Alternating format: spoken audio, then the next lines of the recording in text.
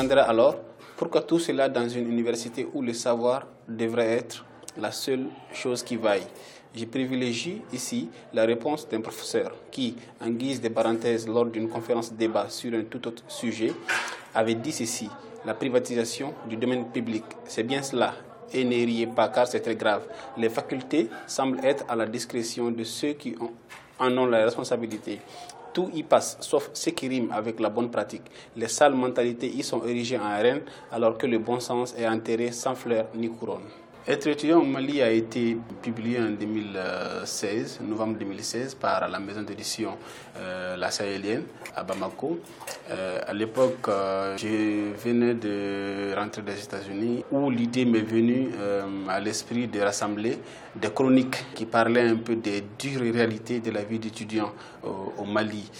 On peut citer par exemple les grèves interminables, celles des profs, celles des étudiants. Comme je l'ai dit, les matériaux étaient déjà là. C'était les chroniques que j'ai écrites entre 2012 et 2015, mais aussi parce que j'ai lu beaucoup d'autres chroniqueurs, notamment dans la presse, dans le Maghreb, en France aussi, des chroniqueurs comme Kamel Daoud, comme Akram Belkaïd, qui sont des chroniqueurs reconnus.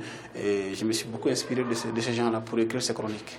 La contribution modeste d'un étudiant au débat portant sur le redressement de l'enseignement supérieur au Mali, c'est aussi et surtout pour faire comprendre qu'aujourd'hui, si l'enseignement supérieur est malade au Mali, c'est parce que la société est malade, parce que les comportements que les étudiants pratiquent au niveau de l'enseignement supérieur sont les mêmes comportements qu'on voit dans le quotidien des Maliens.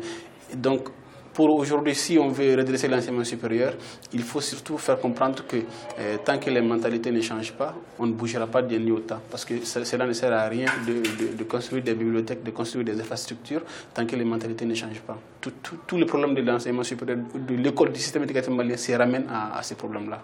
Bientôt, je travaille sur un nouveau recueil de nouvelles qui va surtout porter sur la récente crise que le Mali a connue et aussi en général sur la société malienne, parce qu'aujourd'hui, il y a beaucoup de choses qui sont à remettre en question dans notre société, beaucoup de pratiques à remettre en question.